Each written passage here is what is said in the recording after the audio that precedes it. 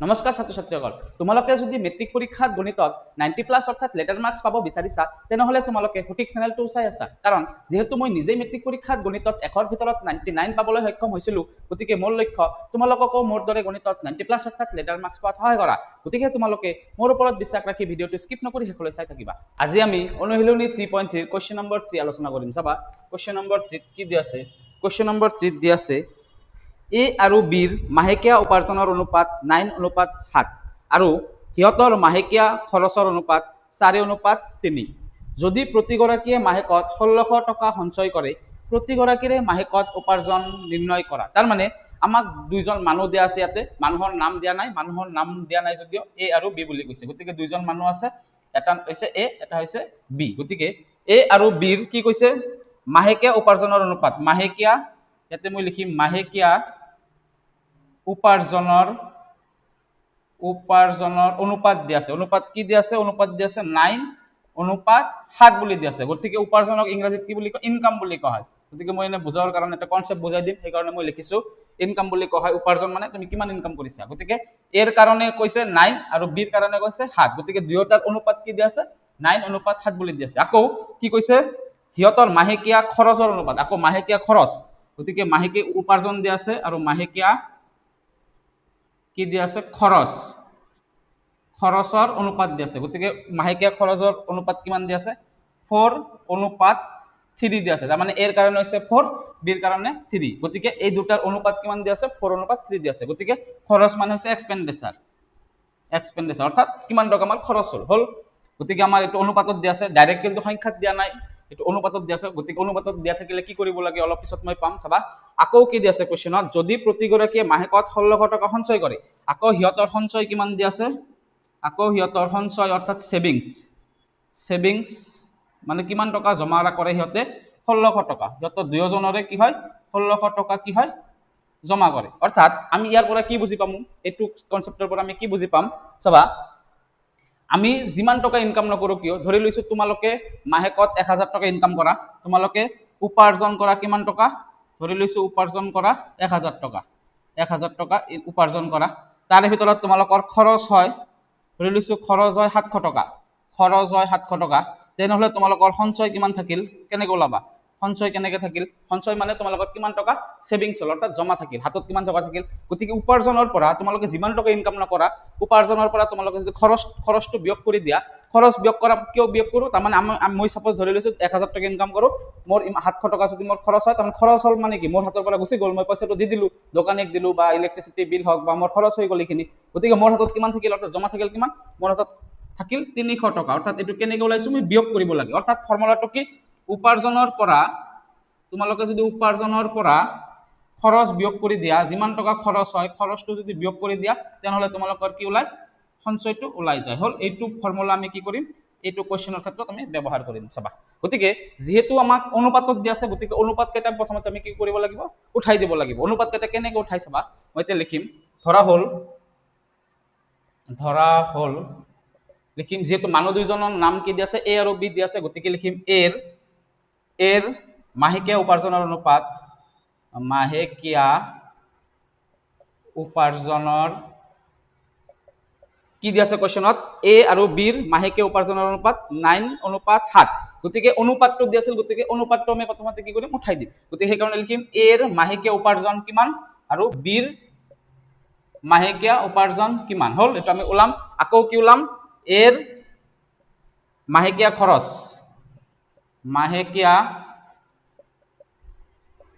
খৰচ ওলাম আৰু বিৰ মাহেকীয়া খৰচ ওলাম। এইটো কেনেকৈ ওলাম চাবা, অৰ্থাৎ ধৰি লৈছো আমি, কেনেকৈ ধৰি ল'ম চাবা, যিহেতু এৰ মাহেকীয়া উপাৰ্জন এইটো আছিল আমাৰ উপাৰ্জন, এইখিনি আমাৰ কি আছিল? উপাৰ্জন আছিল। গতিকে উপাৰ্জন কেইটা আমি প্ৰথমতে লিখিম। চাবা এইটো যদি আমাৰ মাহেকীয়া উপাৰ্জন হয়, এ আৰু বিৰ অনুপাত কিমান দিয়া আছিল? 9:7 দিয়া আছিল। গতিকে আমি সেইকাৰণে যেতিয়া অনুপাতটো উঠাই দিম, অনুপাতটো উঠাই দিলে আমি কি কৰিব পাৰিম? x বুলি ধৰিব পাৰিম। গতিকে মাহেকীয়া উপাৰ্জন আমি কি ধৰিম? ইয়াতে এৰ কাৰণে ধৰিম 9x, বিৰ কাৰণে ধৰিম 7x। হল গতিকে এৰ মাহেকীয়া উপাৰ্জন কিমান হ'ব? 9x হ'ব আৰু বিৰ মাহেকীয়া উপাৰ্জন কিমান হ'ব? 7x হ'ব। কাৰণ আমাক অনুপাতটো কি দিছিল? 9:7 দিছিল। গতিকে আমি কি কৰিম? অনুপাতটো উঠাই দিলে আমি এইটো x পূৰণ কৰিব পাৰিম হল গতিকে এটা হ'ব 9x এটা হ'ব 7x এইটো এৰ কাৰণে এইটো হ'ব বিৰ কাৰণে হল আকৌ এৰ মাহেকীয়া খৰচৰ অনুপাতটো কিমান দিয়া আছিল অনুপাত দিয়া আছিল 4:3 গতিকে এইটো মাহেকীয়া খৰচৰ ক্ষেত্ৰত আমি কি ধৰিম y বুলি ধৰিম গতিকে এৰ কাৰণে হ'ব কিমান 4y এৰ কাৰণে হ'ব 4y আৰু বিৰ কাৰণে কিমান হ'ব বিৰ কাৰণে হ'ব 3y বুজি পাইছা তাৰ মানে উপাৰ্জনৰ ক্ষেত্ৰত আমি x ব্যৱহাৰ কৰিছো পূৰণ কৰিছো আৰু আমি অনুপাতটো উঠাই দিছো আৰু মাহেকীয়া খৰচৰ ক্ষেত্ৰত আমাক অনুপাতটো দিয়া আছিল 4:3 গতিকে ইয়াতে আমি কি কৰিছো y পূৰণ কৰি দিছো y পূৰণ কৰিছো গতিকে এটা হ'ব 4y আনটো হ'ব 3y বুজি পাইছা এৰ কাৰণে হ'ব এইটো বিৰ কাৰণে এইটো হ'ব কাৰণ এৰ কাৰণে আছিল এইটো এৰ কাৰণে হ'ব এইটো বিৰ কাৰণে এইটো বিৰ কাৰণে এইটো বুজি পাইছা এনেকৈ আমি লিখি লৈছো হল এতিয়া আমাক প্ৰশ্ন মতে কি দিছে চাবা একৰ্ডিং টু কোৱেশ্চন আমি কি লিখিব পাৰিম চাবা তোমালোকে এই ফৰ্মুলাটো এতিয়া ব্যৱহাৰ কৰিব পাৰিবা না নাই পাৰিবা কাৰণ উপাৰ্জনৰ পৰা খৰচ বিয়োগ কৰিলে কি হয় সঞ্চয় হয় গতিকে সিহঁতৰ সঞ্চয় কিমান আছিল 1600 টকা আছিল গতিকে তোমালোকে চোৱাচোন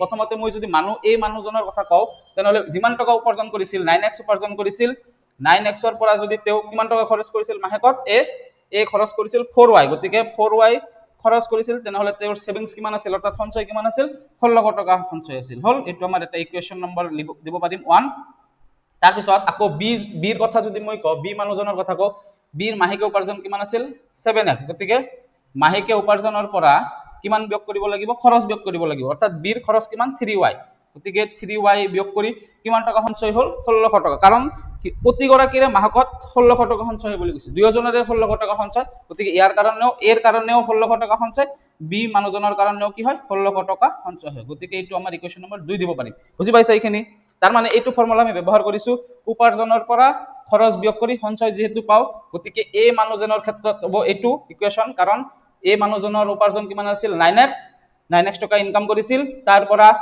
খৰচ কৰিছিল 4y টকা আৰু তেওঁ হাতত থাকিছিল কিমান অৰ্থাৎ সেভিংস থাকিছিল 1600 টকা লিখিলো আকৌ বি মানুহজনৰ কাৰণে লিখিছো মই এইটো ইকুৱেশ্যন বি মানুহজনৰ উপাৰ্জন কিমান আছিল মাহেকীয়া 7x উপাৰ্জনৰ পৰা খৰচ বিয়োগ কৰি দিব লাগে খৰচ কিমান হৈছিল বিৰ 3y বিয়োগ কৰিলো 1600 টকা সেভিংস হৈছিল বুজি পাইছা ইকুৱেশ্যন নম্বৰ 2 এতিয়া আমি এইটো কি কৰিম অপনয়ন পদ্ধতিৰ দ্বাৰা সমাধান কৰিম চাবা এইবিলাক মই কনসেপ্টৰ কাৰণে লিখি দিছিলো এইবিলাক তোমালোকৰ পৰীক্ষাত লিখিব নালাগে তোমালোকে বুজি পাইছা এতিয়া সব আমি সমাধান কৰিম গতিকে ইয়াতে আছে x ৰ লগত কি পূৰণ হৈ আছে 9 ইয়াতে x ৰ লগত কি পূৰণ হৈ আছে 7 গতিকে আমি দুটা একে বনাব লাগিব গতিকে কেনেকৈ একে বনাম চাবা ইয়াতে 9 ৰ লগত 7 পূৰণ কৰিম 7 ৰ লগত 9 পূৰণ কৰিম চাবা একে হয় না নাই গতিকে মই ইকুৱেশ্যন 1 ৰ লগত কি পূৰণ কৰিম ইকুৱেশ্যন 1 ৰ লগত 7 পূৰণ কৰি দিম 7 পূৰণ কৰি দিম আকৌ ইকুৱেশ্যন 2 ৰ লগত আমি কি পূৰণ কৰি দিম ইকুৱেশ্যন 2 ৰ লগত আমি 9 পূৰণ কৰি দিম গতিকে চাবাচোন পূৰণ কৰাৰ ফলত একে হয় না নাই হ'ব 7 9 গুণ কিমান 7 9 গুণ 63 গতিকে 63 পাম 9 ৰ লগত 7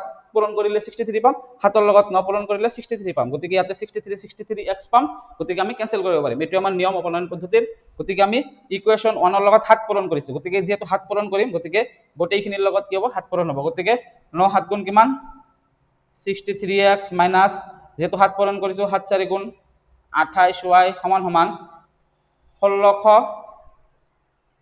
পূৰণ 7 1600 পূৰণ 7 কৰি চোৱা 1600 পূৰণ 7 গতিকে 1600 পূৰণ 7 কৰাৰ আগতে তোমালোকে 16 পূৰণ 7 কৰি লোৱা তাৰ পিছত দুটা শূন্য লগাই দিবা 7 6 গুণ কিমান 7 6 গুণ 42 42 ৰ 2 হাতত থাকিল 4 7 1 গুণ 7 7 4 কিমান 11 গতিকে ইয়াতে হ'ব 11 তেনেহলে কিমান হল 1 1 2 16 লগত 7 পূৰণ কৰি পালো 1 1 2 আৰু ইয়াতে দুটা 0 আছে গতিকে ইয়াতে দুটা 0 লগাই দিলো হল এটো হ'ব আমাৰ ইকুৱেশ্যন নম্বৰ 3 আকৌ আমি ইকুৱেশ্যন নম্বৰ 2 কি পূৰণ কৰিছো 9 পূৰণ কৰিছো গতিকে 9 পূৰণ কৰি দিম গোটেইখিনিৰ লগত গতিকে 7 9 গুণ কিমান 63x মাইনাস 9 3 গুণ 27y সমান সমান এতিয়া আমি কি কৰিম 1600 ৰ লগত কি পূৰণ কৰিম 1600 ৰ লগত আমি 9 পূৰণ কৰিম গতিকে 1600 ৰ লগত 9 পূৰণ কৰাৰ আগতে আমি 16 ৰ লগত 9 পূৰণ কৰি দিও চাও কিমান হয় 6 9 গুণ 54 ৰ 4 হাতত থাকিল 5 9 1 গুণ 9 9 1 5 কিমান 14 গতিকে 144 গতিকে এটো 144 ওলাইছে আৰু ইয়াতে দুটা 0 আছে গতিকে ইয়াতে দুটা 0 বহাই দিম হল তোমালোকে পূৰণ কৰি চাবা 1600 ৰ লগত 7 পূৰণ কৰি চাবা এটোৱে পাবা আকৌ 1600 ৰ লগত তোমালোকে 9 পূৰণ কৰি চাবা এটোৱে পাবা কিয় 7 পূৰণ কৰিছো কাৰণ এটোৰ লগত এটো পূৰণ কৰিছো আকৌ এইটো ইকুৱেশ্যনৰ লগত 9 পূৰণ কৰিছো গতিকে দুটা একে বনাইছো না একে বনাইছো এতিয়া আমি ক্যান্সেল কৰিব পাৰিম চাবা কেনেকৈ ক্যান্সেল কৰিম ইকুৱেশ্যন 3 ৰ পৰা ইকুৱেশ্যন 4 আমি যেতিয়া বিয়োগ কৰি দিম গতিকে এটো সেম থাকিব 63x 28y এইটো সেম থাকিল। এতিয়া ইকুৱেশ্যন 4 যেহেতু বিয়োগৰ পিছফালে আছে গতিকে এইটো চিনৰ পৰিৱৰ্তন হ'ব, গতিকে ইয়াতে +63 আছিল কি হৈ যাব -63x হৈ যাব, ইয়াতে -27y আছিল এইটো হৈ যাব 27y হৈ যাব, সমান সমান এইটো কি হ'ব 11200 মাইনাছ কি হ'ব 14400 14400 হ'ল। এতিয়া আমি এইটো সলভ কৰিম চাবা। এতিয়া আমি কি কৰিব পাৰিম +63x -63x কেনসেল কৰিব পাৰিম, এইটো কেনসেল কৰি দিলো, ইমপ্লাইজ ইয়াতে কি থাকিব তেনেহলে ইয়াতে আছে মাইনাস ইয়াতে আছে প্লাস, গতিকে মাইনাসে প্লাসে কি হয় মাইনাস, গতিকে মাইনাস কৰিম 28 ৰ পৰা 27 গলে কিমান 1, গতিকে কি হ'ব 1 হ'ব আৰু দুটা y ৰ পৰা এটা y লিখিলো হল। এটা ডাঙৰ কোনটো এই দুটাৰ পৰা 28 ডাঙৰ নে 27 ডাঙৰ, 28 ডাঙৰ, ডাঙৰটোৰ আগত মাইনাস আছে গতিকে ইয়াতে মাইনাস হ'ব আৰু 1 টো আমি নিলিখো, যিকোনো y বা x ৰ আগত আমি 1 টো নিলিখো, বেলেগ সংখ্যা থাকিলে লিখিব লাগে 1 টো আমি লিখিব নালাগে, গতিকে 1 টো মই কাৰণে মুছি দিলো হল। সমান সমান ইফালে কি থাকিল চাবা, ইয়াতে আছে কি প্লাস, ইয়াতে একো নাই মানে প্লাস, প্লাসে মাইনাসে কি হয় মাইনাস, গতিকে মাইনাস কৰিম, গতিকে কাৰ পৰা কোনটো মাইনাস কৰিম ডাঙৰটোৰ পৰা সৰুটো মাইনাস কৰিব লাগে, গতিকে এটো আছে 14400 ৰ পৰা 11200 11200 বিয়োগ কৰিলে কি হ'ব চাবা 0 0 4 ৰ পৰা 2 গলে 2, 4 ৰ পৰা 1 গলে 3, 1 ৰ পৰা 1 গলে 0 আৰু 0 টো আমি লিখিব নালাগে, গতিকে কিমান হ'ল 3200 ওলাইছে হল। এতিয়া এই দুটাৰ পৰা ডাঙৰ কোনটো, ডাঙৰ হৈছে এইটো, এইটোৰ আগত মাইনাস আছে গতিকে ইয়াতে এটা মাইনাস হ'ব হল। এতিয়া y ৰ মান আমি পাই গলো, সমান সমানৰ বাওফালে মাইনাস সমান সমানৰ সোঁফালে মাইনাস, মাইনাস মাইনাস কেনসেল, গতিকে y ৰ মান ওলাইছে 3200 হল। এতিয়া y ৰ মান আমাৰ 3200 ওলাইছে, এতিয়া আমি x ৰ মান ওলাম, গতিকে y ৰ মানটো ইকুৱেশ্যন 1 নহলে ইকুৱেশ্যন 2 ত বহাই দিম, আমি x ৰ মান পাই যাম, গতিকে আমি ইকুৱেশ্যন 1 ত যদি বহাই দিও ইকুৱেশ্যন 1 ইমপ্লাইজ কি হ'ব 9x 4y আছে, গতিকে 9x ইটো ইমপ্লাইজ 9x 4y, গতিকে 4 পূৰণ y, y ৰ মান কিমান 3200 সমান সমান কি আছে 1600, গতিকে ইয়াতে মই 1600 লিখিছো। এতিয়া 9x মাইনাস এইটো পূৰণ কৰিম, এইটো পূৰণ কৰিম, তোমালোকে পিছত যদি শূন্য থাকে যিমানটা থাকিব শূন্যৰ পূৰণ কৰিব নালাগে, যিমানটা শূন্য আছে লাষ্টত বহাই দিবা। 32 ৰ লগত প্ৰথমতে 4 পূৰণ কৰা, ইয়াতে যেনেকুৱা কৰিছিলো 16 ৰ লগত কি পূৰণ কৰিছিলো 7 পূৰণ কৰিছিলো, পিছত লাষ্টত দুটা 0 বহাই দিছিলো, আকৌ 16 ৰ লগত 9 পূৰণ কৰিছিলো, 16 ৰ লগত 9 পূৰণ কৰি যিমান পাইছো তাৰ লাষ্টত কি দুটা 0 আছে, দুটা 0 বহাই দিছো, গতিকে এনেকুৱা কৰিম। 4 ৰ লগত 32 পূৰণ কৰিম, 32 পূৰণ 4 কিমান হয় 4 2 গুণ 8, 4 3 গুণ 12, গতিকে কিমান হল 128 হল। এই দুটা পূৰণ কৰি গতিকে লাষ্টত দুটা 0 আছে, দুটা 0 বহাই দিয়া হল, এইটো আমাৰ নিয়ম শৰ্টকাট কৰিব পাৰো। তাৰপিছত 1600 লিখিলো, তাৰপিছত চাবা 9x সমান সমান মাইনাস টু ইফালে গুচি গলে প্লাস হৈ যাব, গতিকে 1600 প্লাস 12800 হল। এতিয়া 9x সমান সমান এই দুটা প্লাস কৰিম, গতিকে 1600 আৰু ইয়াতে কি আছে 12800, এই দুটা প্লাস কৰিলে কি হ'ব 0 0 6 লগত 8 যোগ কৰিলে কিমান হ'ব 14, 14 ৰ 4 হাতত থাকিল 1, 1 2 3 3 1 4, 4 হৈ গল, হাতৰ 1 আছিল 4 হৈ গল, ইয়াতে 1 থাকিল, গতিকে কিমান হল 14400 হল। এতিয়া 9 পূৰণ হৈ আছে, 9 টো ইফালে গুচি গলে কি হৈ যাব হৰণ হৈ যাব 14400। এতিয়া আমি কি কৰিম হৰণ কৰিম, চাবা কেনেকে হৰণ কৰিম, 9 ৰ লগত এইটো কিমান বাৰ যাব 0 লাষ্টত আমি বহাই দিব পাৰিম, গতিকে 144 ক 9 ৰে হৰণ কৰিলে কিমান হয় 144 ক তোমালোকে যদি 9 ৰে হৰণ কৰা 9 কিমান গুণ 144 চোৱাচোন, 9 একবাৰ যাব 9 1 গুণ 9 হল, 14 ৰ পৰা 9 গলে কিমান 14 ৰ পৰা 9 গলে হৈছে 5, গতিকে ইয়াতে 5 লিখিলো, ইয়াতে 4 নামি গল, গতিকে 9 কিমান গুণ 54, 9 6 গুণ 54, গতিকে ইয়াতে 6 হল, ইয়াতে 54 মিলি গল, তেনেহলে ইমান এনসার কিমান ওলাইছে ইয়াতে ওলাইছে 16, 144 ক 9 ৰে হৰণ কৰি ওলাইছে 16 আৰু দুটা 0 আছে, গতিকে দুটা 0 লগাই দিয়ে ইয়াতে হল, গতিকে কিমান ওলাইছে 1600 ওলাইছে, গতিকে আমি 1600 লিখিছো। এতিয়া আমাক কোৱেশ্চনত কি লব দিছে চাবা, প্ৰতিগৰাকীৰে মাহেকীয়া উপাৰ্জন নিৰ্ণয় কৰিব দিছে, মাহেকীয়া উপাৰ্জন, গতিকে আমি এ ৰ মাহেকীয়া উপাৰ্জন লিখিম আৰু বি ৰ মাহেকীয়া উপাৰ্জন লিখিম, গতিকে এইটো আমাৰ উত্তৰ হ'ব। আমাক খৰচ ওলাব দিয়া নাই, যেহেতু মাহেকীয়া উপাৰ্জন ওলাব দিছে, গতিকে আমি এইখিনিৰ মান ওলাই দিম, আমাৰ ওলাই যাব, গতিকে আমি তে লিখিম এৰ মাহেকীয়া উপাৰ্জন সমান সমান আৰু বিৰ মাহেকীয়া উপাৰ্জন সমান সমান, গতিকে কি আছে এৰ মাহেকীয়া উপাৰ্জন কি আছে 9 পূৰণ x, গতিকে 9 পূৰণ x মানে কি 1600 পূৰণ 9 হ'ব, গতিকে ইয়াতে লিখিম 9 পূৰণ 1600, গতিকে 9 পূৰণ 1600 মানে কিমান 16 ৰ লগত 9 পূৰণ কৰিলে কিমান হয়, 16 ৰ লগত 9 পূৰণ কৰিলে হয় 144 হয় না নহয়, গতিকে 144,000 হল টকা, যেহেতু উপাৰ্জন আছে টকাত লিখিছো মই হল। আৰু বিৰ মাহেকীয় উপাৰ্জন কিমান আছে 7x আছে, গতিকে 7 পূৰণ 1600, গতিকে 7 পূৰণ 1600, গতিকে 16 লগত 7 পূৰণ কৰিলে কিমান হয় 112 হয়। গতিকে ইয়াতে প্ৰথমতে লিখিম মই যেহেতু 7x আছে, গতিকে 7 পূৰণ x, x ৰ মান কিমান 1600 লিখিছো, গতিকে 7 ৰ লগত 16 পূৰণ কৰিলে কিমান হয় 112, গতিকে 112 দুটা 0 আছে, দুটা 0 লিখি টকা হল। এইটোৱে আমাৰ নিৰ্ণয় উত্তৰ, বুজি পাইছা। এতিয়া আমি কোৱেশ্চন নম্বৰ 4 আৰু সলভ কৰিম। চাবা কোৱেশ্চন নম্বৰ 4 ত কি দি আছে, কোৱেশ্চন নম্বৰ 4 ত দি আছে এটা শ্ৰেণীৰ শিক্ষাৰ্থীসকলক কিছুমান শাৰীত থিয় কৰোৱা হ'ল। যদি এটা শাৰীত 3 গৰাকী শিক্ষাৰ্থী অতিৰিক্ত হয় তেন্তে শাৰীৰ সংখ্যা 1 কম হয়। যদি এটা শাৰীত 3 গৰাকী শিক্ষাৰ্থী কম হয় তেন্তে শাৰীৰ সংখ্যা 2 বেছি হয়। শ্ৰেণীটোত থকা শিক্ষাৰ্থীৰ সংখ্যা নিৰ্ণয় কৰা। তাৰমানে লাষ্টত আমাক কি ওলাব দিছে, শ্ৰেণীটোত থকা শিক্ষাৰ্থীৰ সংখ্যা নিৰ্ণয় কৰিব দিছে। গতিকে চাবা আমি কোৱেশ্চনটো প্ৰথমতে বুজিবলৈ চেষ্টা কৰিম। কি দি আছে, এটা শ্ৰেণীৰ শিক্ষাৰ্থীসকলক কিছুমান শাৰীত থিয় কৰা হ'ল। গতিকে কিছুমান শাৰীত থিয় কৰা হ'ল, কাক থিয় কৰা হ'ল, এটা শ্ৰেণীৰ শিক্ষাৰ্থীসকলক অৰ্থাৎ ষ্টুডেণ্টক, এটা শ্ৰেণীৰ ষ্টুডেণ্ট বিলাকক কি কৰা হ'ল এটা শাৰীত থিয় কৰা হ'ল। গতিকে এটা লাইনত থিয় কৰা হ'ল, এইটো এটা লাইন হ'ব পাৰে, এইটো এটা লাইন হ'ব পাৰে, এইটো এটা লাইন হ'ব পাৰে, এনেকুৱা লাইনত থিয় কৰা হ'ল। তোমালোকৰ মৰ্ণিং এছেম্বলি অৰ্থাৎ প্ৰাৰ্থনাত যেনেকুৱাকে থিয় কৰাই, গতিকে এনেকুৱাকে লাইন হিচাপত থিয় কৰা হ'ল। এতিয়া কৈছে যদি এটা শাৰীত 3 গৰাকী শিক্ষাৰ্থী বেছি হয়, যদি এটা শাৰীত 3 গৰাকী শিক্ষাৰ্থী বেছি হয় তেনেহলে শাৰীৰ সংখ্যা 1 কম হয় বুলি কৈছে। গতিকে ইয়াতে চাবাচোন, তোমালোকে কোৱাচোন, ইয়াতে মই যদি টোটেল ষ্টুডেণ্ট তোমালোকক 15 জন বুলি ধৰো, তোমালোকৰ শ্ৰেণী কোঠাত 15 জন ষ্টুডেণ্ট বুলি ধৰি লৈছো হা, মই ধৰি লৈছো, যদি ধৰি লৈছো তোমালোকৰ ক্লাছত 15 জন ষ্টুডেণ্ট আছে, গতিকে 15 জন ষ্টুডেণ্টক যদি তোমালোকক প্ৰাৰ্থনাত মৰ্ণিং এছেম্বলিত থিয় কৰোৱা হয়, তোমালোকক ধৰি লৈছো এটা শাৰীত কিমান জনকে আছে, এটা শাৰীত 5 জনকে আছে। গতিকে এটা, দুটা, তিনিটা, চাৰিটা, 5টা, গতিকে এটা শাৰীত 5 জন আছে হল। গতিকে ইয়াতো 5 জন, এটা, দুটা, তিনিটা, চাৰিটা, 5টা, প্ৰতিটো শাৰীতে 5 জনকে থিয় হৈ আছে। গতিকে 15 জন হল না নাই, 1 2 3 4 5 6 7 8 9 10 11 12 13 14 15, গতিকে 15 জন ষ্টুডেণ্ট হল। গতিকে কোৱাচোন শাৰী কেইটা হল, শাৰী হল 3টা, এটা, দুটা, তিনিটা, তাৰমানে শাৰীৰ সংখ্যা যিমান, তাৰমানে শাৰীৰ সংখ্যা কেইটা, ইয়াতে শাৰীৰ সংখ্যা হৈছে 3 হল। শাৰীৰ সংখ্যাৰ লগত তোমালোকে যদি প্ৰতিটো শাৰীত কিমান জন ষ্টুডেণ্ট থিয় হৈ আছে, প্ৰতিটো শাৰীত যদি 5 জন যিহেতু থিয় হৈ আছে, 5 পূৰণ কৰি দিয়া, তেনেহলে কি পাবা, মুঠ শিক্ষাৰ্থীৰ সংখ্যা পাই যাবা। বুজি পাইছা।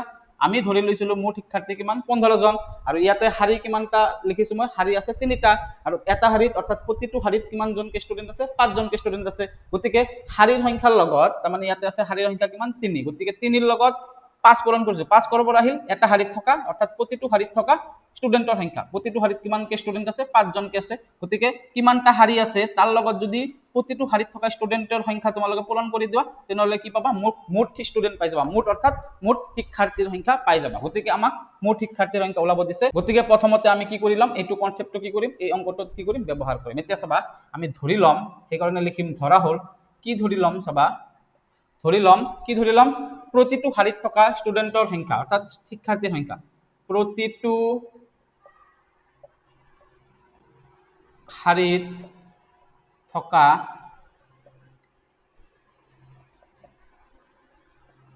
শিক্ষাৰ্থীৰ সংখ্যা x John hall.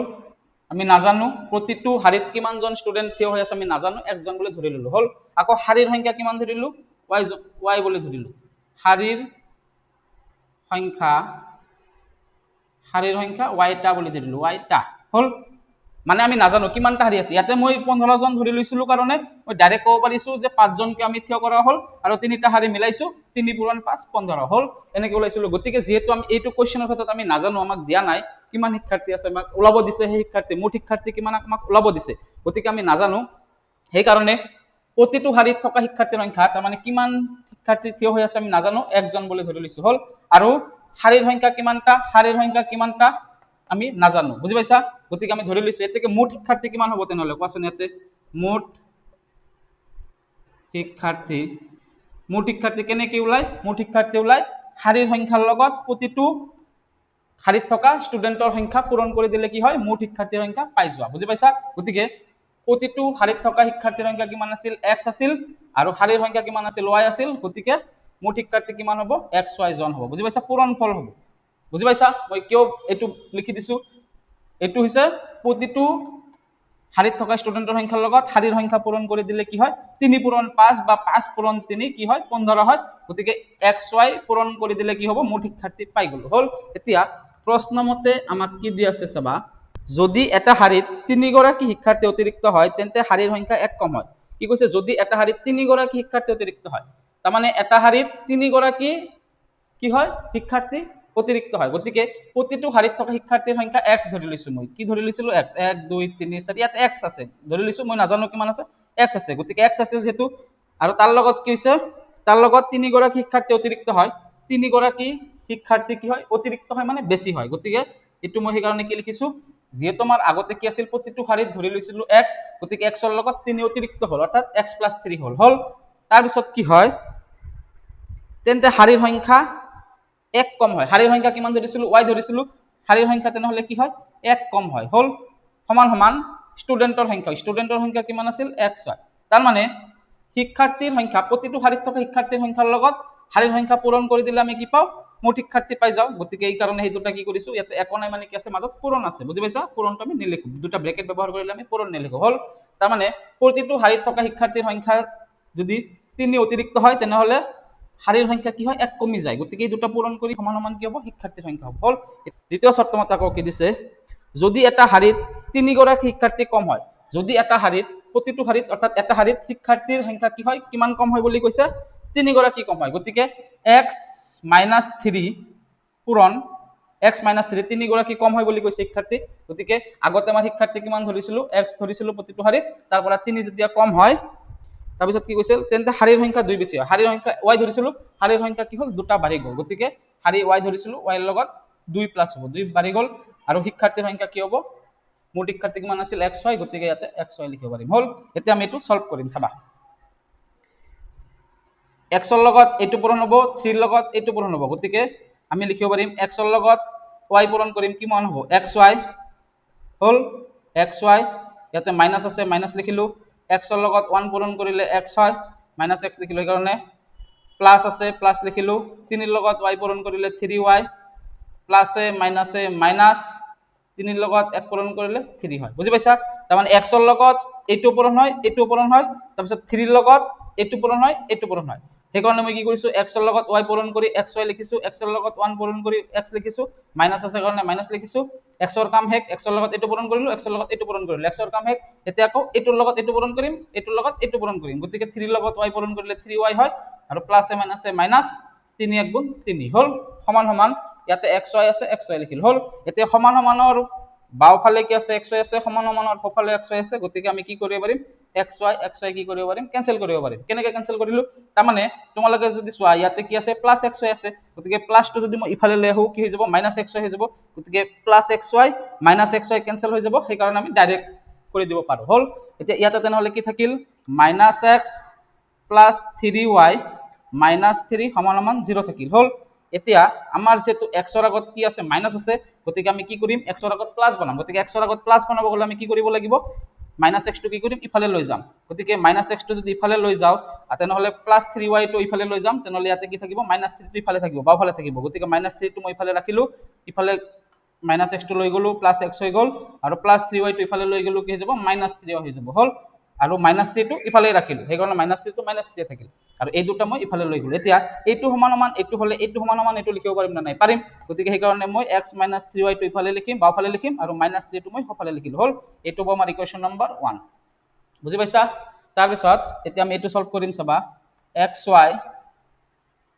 plus 2x minus 3y plus a minus a minus 3 2 গুণ 6 সমান সমান xy xy লিখিলো xy কেনসেল তেনেহলে ইয়াতে কি হ'ব 2x minus 3y থাকিল ইয়াতে 2x ৰ আগত প্লাস আছে প্লাস এ থাকিল -3y টো ইয়াতে থাকিল গতিকে -6 টো মই কি কৰিম ইফালে লৈ গলো +6 হৈ গল হল এইটো হ'ব ইকুৱেশ্যন নম্বৰ 2 বুজি পাইছা মই ইয়াতে কি কৰিছিলো -x ওলাইছিল কাৰণে -x টো কি কৰিছো প্লাস বনাইছো চোৱা তাৰ মানে এই দুটাক মই কি কৰিছো ইফালে লৈ গৈছো আৰু -3 টো ইফালে থাকিল তাৰ পিছত এইটো সমান সমান এইটো হলে এইটো সমান সমান এইটো লিখিব পাৰো এনেকৈ লিখিছিলো হল এতিয়া ইকুৱেশ্যন 1 ত x ৰ আগত কি নাই এক সংখ্যা পূরণ হয়ে থাকা নাই, অর্থাৎ এক পূরণ হয়েছে তার মানে ইয়াতে এক আছে ইয়াতে 2 আছে, গতিকে আমি কি বনাম অপনয়ন পদ্ধতি হয় সেই কারণে কি বনাম ইকুয়েশন 1 কি বনাম 2 বনাম, কারণ ইয়াতে 2 আছে অলরেডি, গতিকে আমি একে বনাব লাগে, একে বনোৱাৰ পাছত ইকুয়েশন 3 ৰ পৰা ইকুয়েশন 4 মাইনাস কৰি দিম, হল সেই কাৰণে আমি কি বনাম ইয়াতে 2 বনাম, কাৰণ ইয়াতে 2 আছে, হল। এতিয়া আমি চাবা কি কৰিম, এতিয়া আমি ইকুয়েশন 1 ৰ লগত যেহেতু এক আছে ইয়াতে যেহেতু ইকুয়েশন 2 আছে x ৰ লগত পূৰণ, গতিকে 2 পূৰণ কৰিম, একে বনাব লাগে, গতিকে ইকুয়েশন 1 ৰ লগত 2 পূৰণ কৰিলো, 2 পূৰণ কৰাৰ লগে লগে গোটেইখিনিৰ লগত 2 পূৰণ হ'ব, গতিকে ইয়াতে হ'ব 2x মাইনাস 3 2 গুণ 6y সমান সমান মাইনাস 3 2 গুণ 6, গতিকে গোটেইবিলাক সংখ্যাৰ লগত কি কৰিছো 2 পূৰণ কৰি দিছো, হল। এইটো হ'ব আমাৰ ইকুয়েশন নম্বৰ 3।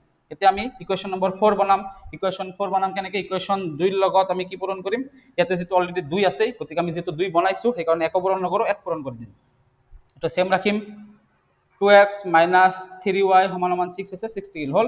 এইটো আমাৰ ইকুয়েশন নম্বৰ 4। ইয়াতে চোৱাচোন ইয়াতে 2x ইয়াতে 2x একে পালো না নাই, পালো, আমি একে বনাইছো, এইটোৱে আমাৰ কাম, একে বনাব লাগে, তাৰ পিছত আমি কি কৰিব লাগে ইকুয়েশন 3 ৰ পৰা ইকুয়েশন 4 মাইনাস কৰি দিব লাগে, গতিকে ইকুয়েশন 3 ৰ পৰা ইকুয়েশন 4 যদি মই মাইনাস কৰো তেনেহলে ইয়াতে থাকিব 2x মাইনাস 6y, গতিকে এইটোৰ চিনৰ পৰিৱৰ্তন হ'ব, কাৰণ মাইনাস 4 টো কি আছে ইকুয়েশন 4 টো পিছফালে আছে, কাৰ পিছফালে আছে বিয়োগৰ পিছফালে আছে, গতিকে এইটো চিনৰ পৰিৱৰ্তন হ'ব, প্লাস 2x2 মাইনাস 2x হৈ যাব, মাইনাস 3y2 প্লাস 3y হৈ যাব সমান সমান মাইনাস 6, ইয়াতে প্লাস 6 আছে মাইনাস 6 হৈ যাব, হল। এটা আমি তো সলভ কৰিম, চাবা plus 2x minus 2x cancel, মাইনাসে প্লাসে মাইনাস, 6 ৰ পৰা 3 বিয়োগ কৰিম, 6 ৰ পৰা 3 গলে 3, দুটা y ৰ পৰা এটা y লিখিলো, দুটা সংখ্যাৰ পৰা ডাঙৰ কোনটো এইটো, ডাঙৰৰ লগত মাইনাস আছে মাইনাস লিখিলো, সমান সমান মাইনাসে মাইনাসে কি প্লাস, প্লাস কৰিম 6 6 12, দুটা সংখ্যা তুমি যেটোৱে ডাঙৰ বুলি ধৰা নধৰা কিয় কি হ'ব, দুটাৰ আগত যেটো মাইনাস আছে সেইকাৰণে মাইনাস ব্যৱহাৰ হ'ব, হল। এতিয়া আমি এই লাইনটো কি কৰিম, এই লাইনটোৰ পিছত ইয়াতে সমাধান কৰিম, চাবা মোৰ যেটো ঠাই নাই মই ইয়াতে কৰিম, তোমালোকে তলত কৰি লবা, এইটো লাইনৰ পিছত যেহেতু সমান সমানৰ বাওফালে আৰু সোঁফালে মাইনাস আছে, দুটা মাইনাস কেনসেল কৰিব পাৰিম দুইফালে, এতেকে আমি কি লিখিব পাৰিম y ৰ মান ওলাব পাৰিম, y সমান সমান কি হ'ব, যেহেতু 3 y ৰ লগত পূৰণ হৈ আছে তে 3 টো কি হৈ যাব হৰণ হৈ যাব, সেইকাৰণে তলত আহি গ'ল, আৰু ওপৰত কি হ'ব 12, গতিকে ইয়াতে 12 লিখিলো, হল। 3 কিমান গুণ 12, 3 4 গুণ 12, গতিকে y ৰ মান হ'ব 4। এতিয়া y ৰ মান আমি ক'ত বহাম, ইকুয়েশন 1 নহলে ইকুয়েশন 2 যিকোনো এটাত বহাই x ৰ মান পাই যাম, গতিকে ইকুয়েশন 1 ত বহাই দিও, ইকুয়েশন 1 ত যদি বহাও y ৰ মান x 3y আছে, x 3 পূৰণ y, y ৰ মান কিমান 4 সমান সমান কি আছে -3 আছে, -3 লিখি দিলো, এতিয়া x 4 3 গুণ 12 সমান সমান -3, x সমান সমান -3 -12 ইফালে গুচি গলে +12 হৈ যাব, x সমান সমান মাইনাসে প্লাসে মাইনাস, মাইনাস কৰিম 12 ৰ পৰা 3 গলে কিমান 9, 9 ডাঙৰ কোনটো দুটাৰ পৰা ডাঙৰ এইটোৰ আগত প্লাস আছে, গতিকে প্লাস চিনটো নিলিখো, তে x ৰ মান পাই গলো, y ৰ মান পাই গলো, গতিকে আমাক কোৱেশ্চনত কি ল'ব দিছে চাবা, আমাক কোৱেশ্চনত ওলাব দিছে শ্ৰেণীটোত থকা শিক্ষাৰ্থীৰ সংখ্যা, শ্ৰেণীটোত মুঠ কিমান শিক্ষাৰ্থী আছিল, গতিকে মুঠ শিক্ষাৰ্থী কিমান আছিল xy, গতিকে এই দুটা পূৰণ কৰি দিম, আমি ওলাই যাব, বুজি পাইছা, গতিকে লিখিম শ্ৰেণীটোত থকা শিক্ষাৰ্থীৰ সংখ্যা,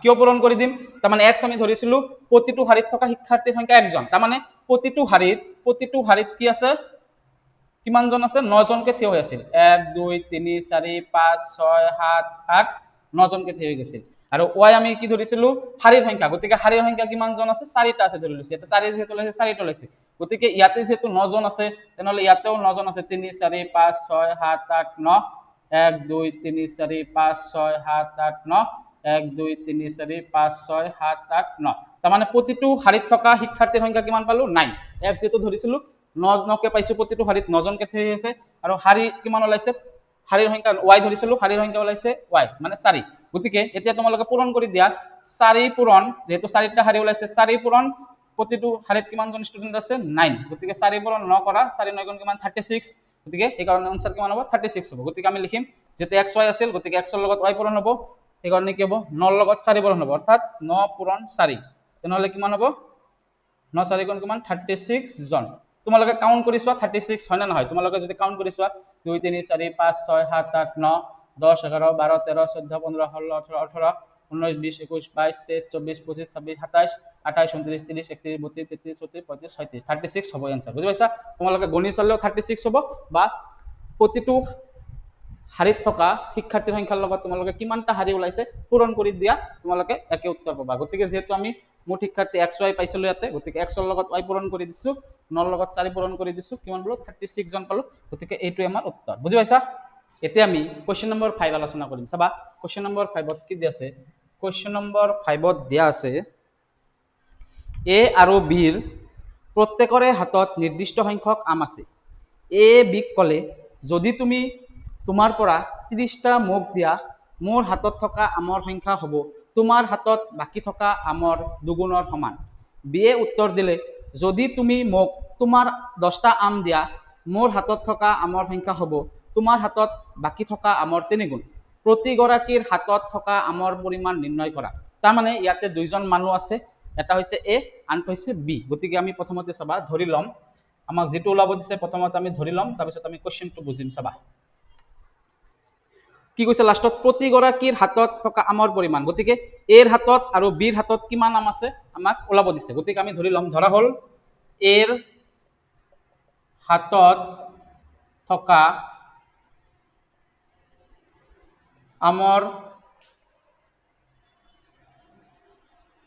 পৰিমাণ বা সংখ্যা, আমৰ পৰিমাণ এক্সটা আছে আৰু বিৰ হাতত থকা আমৰ সংখ্যা আছে ৱাইটা। গতিকে আমি নাজানো, সেইকাৰণে এক্স আৰু ৱাই বুলি ধৰি লৈছো। হ'ল এতিয়া আমাক কণ্ডিশ্যন কি দি আছে চাবা, কোৱেশ্যনত দিয়া আছে এ আৰু বিৰ প্ৰত্যেকৰে হাতত নিৰ্দিষ্ট সংখ্যক আম আছে। মানে এ আৰু বিৰ কিমানটা আম আছে আমি নাজানো, আমি ধৰি লৈছো এৰ হাতত এক্সটা আছে, বিৰ হাতত ৱাইটা আছে। হ'ল এতিয়া আমাক প্ৰশ্নমতে কি দিয়া আছে চাবা, একৰ্ডিং টু কুৱেশ্যন এ বিক ক'লে কি ক'লে, যদি তুমি তোমাৰ পৰা 30টা মোক দিয়া, মোৰ হাতত থকা আমৰ সংখ্যা হ'ব তোমাৰ হাতত বাকী থকা আমৰ দুগুণৰ সমান। তাৰমানে এ বিক ক'লে যে তোমাৰ পৰা মোক 30টা আম দিয়া, গতিকে বিয়ে এ কি কৰিব 30টা আম দি দিব। গতিকে এৰ হাতত কিমানটা আম আছিল এক্সটা, গতিকে যিহেতু বিয়ে এক 30টা আম দি দিব, তেনেহ'লে এ কি কৰিলে 30টা আম পালে, নতুনকে আম পালে, কাৰ পৰা পালে বিৰ পৰা পালে। গতিকে সেইকাৰণে কি হ'ব 30 যোগ হ'ব, যিহেতু তেওঁ পালে, হ'ল এ পালে সেইকাৰণে যোগ হ'ব।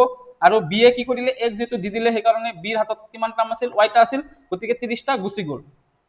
ক'ত গুচি গ'ল? এৰ ফালে গুচি গ'ল। বুজি পাইছা? এক যিহেতু দি দিলে সেইকাৰণে ইয়াৰ বিৰ হাতত থকা আমৰ সংখ্যাৰ পৰা 30 মাইনাছ হ'ব, আৰু এ যিহেতু নতুনকে পালে সেইকাৰণে কি হ'ব, আগতে আছিল এক্স, গতিকে এক্সৰ লগত কি হ'ব 30 যোগ হ'ব। হ'ল নতুনকে পালে 30 যোগ হ'ব, আৰু দি দিলে কি হ'ব তাৰ পৰা কি হ'ব 30 মাইনাছ হ'ব। কাৰণ তুমি আৰু মই ধৰি লৈছো দুইজন মানুহ, তোমাৰ হাতত 10টা আম আছে, মোৰ হাতত 15টা আম আছে। গতিকে তোমাক যদি মই মোৰ পৰা 5টা আম দি দিওঁ, তোমাৰ হাতত কিমানটা থাকিব? তোমাৰ হাতত 10টা আছে, মোৰ হাতত আছে 15টা ধৰি লৈছো। হ'ল গতিকে তোমাক যদি মই 5টা আম দি দিওঁ, তোমাৰ হাতত 15টা থাকিব, আৰু মোৰ পৰা কি হ'ব 5টা গুচি গ'ল। গতিকে মই যিহেতু যি দিছো সেইকাৰণে মোৰ পৰা কি হ'ব 5 বিয়োগ হ'ব, আৰু তুমি যিহেতু পাইছা সেইকাৰণে তোমাৰ লগত +5 হ'ব। গতিকে যিহেতু ইয়াতে এ পাইছে, কাৰ পৰা পাইছে? বিৰ পৰা পাইছে প্ৰথম কণ্ডিশ্যন হিচাপত। গতিকে সেইকাৰণে কেইটা পাইছে? 30টা পাইছে। গতিকে এক্স আছিল আগতে, এক্সৰ লগত 30 যোগ হৈছে, আৰু বিয়ে যিহেতু দি দিছে, বিৰ হাতত কিমান আছিল ৱাই, গতিকে যিহেতু দি দিছে সেইকাৰণে 30 মাইনাছ হ'ব। হ'ল এইখিনি হ'ল। এতিয়া সমান সমান লিখিছো, এতিয়া বেলেঞ্চ কৰিম। কেনেকে বেলেঞ্চ কৰিম চাবা, কণ্ডিশ্যন দিয়া আছে কি, মোৰ হাতত থকা আমৰ সংখ্যা হ'ব, মোৰ হাতত থকা আমৰ সংখ্যা মানে এৰ হাতত থকা আমৰ সংখ্যা হ'ব তোমাৰ হাতত বাকী থকা, মানে বিৰ হাতত বাকী থকা আমৰ দুগুণৰ সমান। আমৰ দুগুণ কাৰ হাতত, কাৰ দুগুণৰ সমান? বিৰ হাতত থকা আমৰ সংখ্যাৰ 2 গুণৰ সমান হ'ব। বুজি পাইছা? এইকাৰণে এইটোৰ লগত কি হ'ব 2 পূৰণ হ'ব, আৰু 2 পূৰণ কৰাৰ লগে লগে কি হ'ব ব্ৰেকেট হ'ব। হ'ল এইটো আমাৰ ইকুৱেশ্যন 1, ইয়াৰ পৰা আমি ওলাব পাৰিম। আকৌ আন এটা চৰ্ত আমাক কি দিয়া আছে চাবা, বিয়ে উত্তৰ দিলে যদি তুমি মোক তোমাৰ পৰা 10টা আম দিয়া, বিয়ে ক'লে এইবাৰ যদি তুমি মোক, কাক ক'লে? এক ক'লে। গতিকে কেইটা আম বিচাৰিছে এইবাৰ বিয়ে বিচাৰিছে 10টা আম। গতিকে এ বিক 10টা আম দি দিব, তেনেহ'লে আমাক এৰ পৰা কি হ'ব 10টা আম গুচি যাব। যিহেতু এইবাৰ বিয়ে বিচাৰিছে আম, কেইটা আম বিচাৰিছে? 10টা আম বিচাৰিছে। গতিকে সেইকাৰণে বিৰ হাতত থকা আমৰ সংখ্যা কি আছিল? ৱাই আছিল। গতিকে ৱাইৰ লগত 10 যোগ হ'ল, আৰু এৰ হাতত থকা আমৰ সংখ্যা কিমান আছিল? এক্স আছিল। গতিকে এক্সৰ পৰা কি হ'ল 10 বিয়োগ হ'ল, কাৰণ এইবাৰ এ কি কৰিলে বিক 10টা আম দিব লাগিব। তাৰপিছত কণ্ডিশ্যন কি কৈছে, বেলেঞ্চ কৰিম আমি। চাবা মোৰ হাতত থকা আমৰ সংখ্যা হ'ব তোমাৰ হাতত থকা আমৰ 3 গুণ। তাৰমানে বিৰ হাতত থকা আমৰ সংখ্যা এৰ হাতত থকা আমৰ সংখ্যাৰ কি হ'ব 3 গুণ হ'ব। গতিকে এইটোৰ লগত এবাৰ কি হ'ব 3 পূৰণ হ'ব। বুজি পাইছা? এইটো কি কৈছে, এবাৰ বিয়ে উত্তৰ দিলে কাৰণে বিয়ে এইটো বিৰ কাৰণে কি আছিল? ৱাই আছিল। গতিকে বিটো মই সেইকাৰণে এইফালে লিখিছো। বিয়ে কি ক'লে, এ যদি তুমি যদি মোক দিয়া, তাৰমানে এৰ পৰা বিচাৰিছে, গতিকে বি এৰ পৰা 10টা আম লৈছে, সেইকাৰণে এৰ পৰা কি হৈছে 10টা আম বিয়োগ হৈ গৈছে। তাৰপিছত কন্ডিশন দিছে যে মোৰ হাতত থকা আমৰ সংখ্যা হ'ব, মোৰ মানে ইয়াতে বি, বিয়ে যেহেতু উত্তৰ দিছে বি, মোৰ মানে ইয়াতে কি বুজাইছে, বি বুজাইছে। মোৰ হাতত থকা আমৰ সংখ্যা হ'ব তোমাৰ হাতত থকা, অৰ্থাৎ এৰ হাতত থকা আমৰ 3 গুণ। গতিকে ইয়াৰ লগত কাৰণে কি হৈছে, এৰ হাতত থকা আমৰ সংখ্যাৰ লগত 3 পূৰণ হৈছে। হ'ল, এতিয়া আমি এইটো সলভ কৰিম, চাবা। তোমালোকে এইটো বুজি পাইছা? অলপ বুজাবলৈ অলপ কষ্ট হৈছে মোৰ, কাৰণ এইটো অলপ এ আৰু বি বুলি কৈছে, নামটো দিয়া নাই, সেইকাৰণে অলপ বুজাবলৈ, কিন্তু তোমালোকে বুজি পাইছা। গতিকে এইটো আমি সলভ কৰিম এতিয়া। চাবা, x + 30 সমান সমান ইয়াতে আছে 2y মাইনাছ এইটোৰ লগত এইটো পূৰণ হ'ব, 2 30 গুণ কিমান 60। হ'ল, এতিয়া x কেইটা একেলগত ল'ম আৰু নাই সংখ্যা কেইটা একেলগত ল'ম। গতিকে x আছে, ইয়াতে x ল'লো, মাইনাছ 2y হৈ যাব ইয়াতে, সমান সমান ইয়াতে মাইনাছ 60 আছে লিখিলো, প্লাছ 32 ইফালে গুচি গ'লে মাইনাছ 30 হৈ যাব। হ'ল, গতিকে x মাইনাছ 2y সমান সমান মাইনাছে মাইনাছে প্লাছ, প্লাছ কৰিম 60 ৰ লগত 30 প্লাছ কৰিলে 90, এই দুটাৰ পৰা ডাঙৰ এইটো, ডাঙৰ লগত মাইনাছ আছে, গতিকে এইটো মাইনাছ হ'ব। হ'ল, এইটো আমাৰ ইকুৱেশ্যন নম্বৰ 1। এতিয়া আমি এইটো সলভ কৰিম, চাবা। y + 10 সমান সমান 3x মাইনাছ 3 10 গুণ 30। গতিকে আমি কি কৰিম, y টো আমি ইফালে লৈ যাম, মাইনাছ 32 ইফালে লৈ আহিম। চাবা, গতিকে ইয়াতে 10 আছে অলৰেডি, 10 লিখিলো, মাইনাছ 32 ইফালে লৈ আহিলে প্লাছ 30 সমান সমান 3x টো 3x থাকিব আৰু প্লাছ y টো ইফালে লৈ গ'লো। তাৰমানে মই কি কৰিলো, চাবা, 10 আছে, 10 লিখিলো, মাইনাছ 30 টো মই ইফালে লৈ আহিলো। হ'ল, আৰু সমান সমানৰ সোঁফালে 3x আছিল, সমানৰ সোঁফালে 3x টো লিখিলো, প্লাছ y টো ইফালে লৈ গ'লো, মাইনাছ y হৈ গ'ল। 10 30 কিমান হয় 40, আৰু এতিয়া 3x মাইনাছ y। মই এইটো ইফালে কিয় লৈ অহা নাই, কাৰণ এইটো ইফালে লৈ আহিলে কি হৈ যাব, মাইনাছ 3x হৈ যাব, কাৰণ আমি x ৰ আগত মাইনাছ নবনাও, সেইকাৰণে এইটো প্লাছ প্লাছে ৰাখিছো, মই এইটো লৈ গৈছো আৰু এইটো ইফালে লৈ আহিছো, মিলোৱাৰ কাৰণে লিখিছো। হ'ল, এইটো সমান সমান এইটো হ'লে এইটো সমান সমান এইটো হ'ব, গতিকে 3x মাইনাছ y সমান সমান 40 বুলি আমি লিখিব পাৰো। এইটো আমাৰ ইকুৱেশ্যন নম্বৰ 2। বুজি পাইছা? এইটো লাইনৰ পৰা এইটো লাইন কিয় লিখিছো বুজি পাইছা? তাৰমানে মই x আৰু y কেইটা একে সাইডত ল'ব লাগে আৰু সংখ্যা কেইটা একে সাইডত ল'ব লাগে। গতিকে মই কি কৰিছো, 10 এইটো প্লাছ 10 আছে সমান সমানৰ বাওঁফালে, সেইটো সমান সমানৰ বাওঁফালে ৰাখিছো, এই মাইনাছ 30 টো মই সমান সমানৰ সোঁফালৰ পৰা বাওঁফালে লৈ আহিছো, সেইকাৰণে মাইনাছ 30 টো প্লাছ 30 হৈ গ'ল, সমান সমান আছে, সমান সমান লিখিলো, এইটো সমান সমানৰ সোঁফালে আছিল আগৰ পৰাই, সেইকাৰণে এইটো সমান সমানৰ সোঁফালে ৰাখিছো, আৰু এইটো সমান সমানৰ বাওঁফালে আছিল প্লাছ y টো মই ইফালে লৈ গৈছো, মাইনাছ y হৈ গ'ল। বুজি পাইছা? এনেকে মই মিলাইছো, এইটোকে মিলোৱাৰ ফলত কি হৈছে, 3x টো কি হ'ল, প্লাছ আছিল, প্লাছে থাকিল, আৰু যদি মই এইটো যদি 3x টো যদি মই ইফালে লৈ আহিলোহেঁতেন, মাইনাছ 3x হ'লেহেঁতেন, আৰু 3x ৰ আগত আমি মাইনাছ নবনাও, কাৰণ মই x যিহেতু কেনচেল কৰিম, সেইকাৰণে প্লাছ বনালে আমাৰ সুবিধা হ'ব কেলকুলেশ্যন কৰাত, সেইকাৰণে আমি প্লাছ 3x টো প্লাছ 3x ৰাখিছো, y টো মই মাইনাছ কৰি দিছো। বুজি পাইছা? গতিকে এনেকুৱা আমি পালো, এইটো সমান সমান এইটো হ'লে এইটো সমান সমান এইটো হয়, আমি লিখিলো। এতিয়া আমি কি কৰিম, x ৰ লগত ইয়াতে 1 পূৰণ হৈ আছে, ইয়াতে x ৰ লগত 3 পূৰণ হৈ আছে, গতিকে আমি ইয়াতে 3 বনাম। গতিকে ইকুৱেশ্যন 1 ৰ লগত সেইকাৰণে কি পূৰণ কৰিম, 3 পূৰণ কৰিম। গতিকে ইয়াতে কি হ'ব, 3x মাইনাছ 3 2 গুণ 6y সমান সমান মাইনাছ আছে, মাইনাছ লিখিলো, 90 ৰ লগত 3 পূৰণ কৰিলে কি হ'ব, 9 3 গুণ 27 আৰু এটা 0, তাৰমানে 90 ৰ লগত তোমালোকে 3 পূৰণ কৰা, 3 0 গুণ 0, 9 3 গুণ 27, গতিকে 270 হ'ল। এইটো আমাৰ ইকুৱেশ্যন নম্বৰ 3। এতিয়া আমি ইকুৱেশ্যন 2 ৰ লগত কি পূৰণ কৰিম, 1 পূৰণ কৰিম, কাৰণ ইয়াতে যিহেতু 3 বনাইছো, ইয়াতে অলৰেডি আগৰ পৰা 3 আছেই, গতিকে এইকাৰণে এইটো সেম বনাম। 3x মাইনাছ y সমান সমান 40, এইটো সেম ৰাখিছো মই, এইটো ইকুৱেশ্যন নম্বৰ 4। এতিয়া ইকুৱেশ্যন নম্বৰ 3 ৰ পৰা ইকুৱেশ্যন নম্বৰ 4 মাইনাছ কৰিব পাৰিম, কাৰণ ইয়াতে একে পাই গৈছো, x ৰ আগত 3 আছে, x ৰ আগত 3 আছে পূৰণ, গতিকে আমি কেনচেল কৰিব পাৰিম। এতিয়া ইকুৱেশ্যন 3 ৰ পৰা যদি মই ইকুৱেশ্যন 4 বিয়োগ কৰি দিওঁ, ওপৰতটো কি থাকিব, 3x মাইনাছ 6y থাকিব ওপৰত, আৰু এইটো চিনৰ পৰিৱৰ্তন হ'ব, গতিকে মাইনাছ 3x মাইনাছ y আছে প্লাছ y হৈ যাব, ইফালে কি থাকিব, মাইনাছ 270, ইয়াতে মাইনাছ 40 হৈ যাব। হ'ল, এতিয়া আমি এইটো সলভ কৰিম। চাবা, এতিয়া plus 3x minus 3x cancel, তেনেহ'লে ইয়াতে কি থাকিব, মই ইয়াতে লিখিম, মোৰ ঠাই নাই তলত, মাইনাছে প্লাছে মাইনাছ, গতিকে মাইনাছ কৰিম মই 6 ৰ পৰা, ইয়াতে একো নাই মানে 1 আছে, গতিকে 6 ৰ পৰা 1 গ'লে কিমান 5, গতিকে 5 লিখিলো। এতিয়া দুটা y ৰ পৰা এটা y লিখিলো। এতিয়া ডাঙৰ কোনটো চাব লাগিব, 6 ডাঙৰ 1 ডাঙৰ, 6 ডাঙৰ, সেইকাৰণে ডাঙৰটোৰ আগত মাইনাছ আছে, সেইকাৰণে মাইনাছ দিম। হ'ল, সমান সমান ইয়াতে মাইনাছে মাইনাছে কি প্লাছ, গতিকে প্লাছ কৰিম, 270 ৰ লগত 40 প্লাছ কৰিলে কি হয়, 270 ৰ লগত তোমালোকে যদি 40 প্লাছ কৰা, 0 7 4 11 1 হাতত থাকিলে 3 হৈ গ'ল, 310, গতিকে 310 ইয়াতে থাকিব। এতিয়া ডাঙৰ কোনটো, এইটো ডাঙৰ, ডাঙৰ আগত মাইনাছ আছে, গতিকে ইয়াতে মাইনাছ দিম। হ'ল, এতিয়া মাইনাছ মাইনাছ কেনচেল, গতিকে y সমান সমান কি হ'ব, 310 ওপৰত থাকিব, 5 পূৰণ হৈ আছে, ইফালে গুচি গ'লে কি হৈ যাব, হৰণ হৈ যাব, গতিকে y ৰ মান কিমান পাম, কটাকটি কৰিম, এইটো 5 31 কিমান যাব, 5 6 গুণ 30, ইয়াতে 5 6 গুণ কিমান ওলাইছে 30 আছিল কিমান 31 বাকি থাকিল কিমান তেনেহলে 1 গতিকে 1 টো মনে মনে ধৰিলো ইয়াতে আছে 10 হৈ গল তেনেহলে 5 কিমান গুণ 10 5 2 গুণ 10 গতিকে 62 আৰু তোমালোকে যে কটাকটি বুজি পোৱা নাই 310 তোমালোকে 5 এৰে হৰণ কৰি দিবা 5 6 গুণ 30 1 পৰা 0 গলে 1 ইয়াতে 0 নামি গল 5 2 গুণ 10 হল কিমান ওলাইছে উত্তৰ 62 গতিকে 562 গুণ কিমান 310 গতিকে y এর মান কিমান ওলাইছে 62 ওলাইছে এতিয়া y এর মান আমি কি কৰিম ইকুয়েশন 1 নহলে ইকুয়েশন 2 কি কৰিম বহাই দিম বহাই দি আমি x এর মান পাই যাম গতিকে আমি এতিয়া ইকুয়েশন 1 ত যদি বহাই দিও কি আছে x 2y গতিকে x 2 পূরণ y y এর মান কিমান 62 সমান সমান কি আছে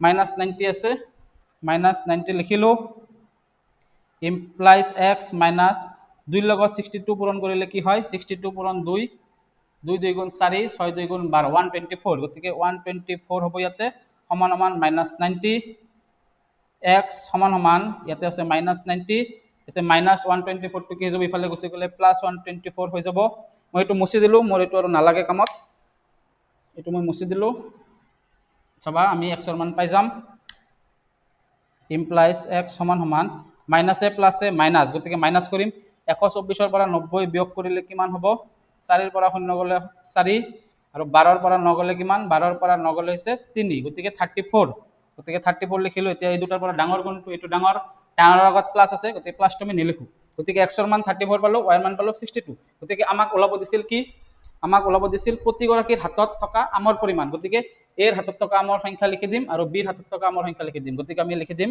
এতিয়া মই ডাইৰেক্ট লিখি দিছো ইয়াৰ পৰা তোমালোকে লিখি দিবা এতিয়া এটো লাইনৰ পিছত কি লিখিবা x ষ্টাৰ y টা ধৰিছিলো গতিকে মই মুছি দিলো ইয়াতে লিখি দিম মই এতেকে এৰ হাতত থকা আমৰ সংখ্যা যেহেতু x টা ধৰিছিলো x এৰ মান কিমান 34 গতিকে 34 টা বিৰ হাতত থকা আমৰ সংখ্যা কিমান যেহেতু y ধৰিছিলো y এৰ মান 62 গতিকে 62 টা হ'ব এইটোই আমাৰ উত্তৰ তোমালোকে এইটো লাইনৰ পিছত তলত লিখি দিবা এৰ হাতত থকা আমৰ সংখ্যা এইটো লিখি দিবা আৰু বিৰ হাতত থকা আমৰ সংখ্যা 62 টা লিখি দিবা মই আকৌ লিখা নাই মই ইয়াতেই কৰি দিছো হল তোমালোকে লিখি লবা এইটোই আমাৰ উত্তৰ যদি ভিডিওটোৰ পৰা অলপ হলে উপকৃত হোৱা বুলি ভাবিছা তেনেহলে কমেন্ট সেকশনত মোক জনাবা যে ভিডিওটো কেনেকুৱা লাগিল আৰু চেনেলটো যদি এতিয়ালৈকে সাবস্ক্ৰাইব কৰা নাই চেনেলটো সাবস্ক্ৰাইব কৰি দিবা কাৰণ তোমালোকৰ এটা সাবস্ক্ৰাইবে মোক আগন্তুক ভিডিও বনাবলৈ উৎসাহ প্ৰদান কৰে অৰ্থাৎ মোটিভেশন আগবঢ়ায় গতিকে চেনেলটো সাবস্ক্ৰাইব কৰি কাষতে থকা বেল আইকনটো প্ৰেছ কৰি দিবা যাতে নতুন ভিডিও আপলোড হ'লে সৰ্বপ্ৰথমে নটিফিকেশন পাই যোৱা ধন্যবাদ পুনৰ লগ পাম আগন্তুক ভিডিওত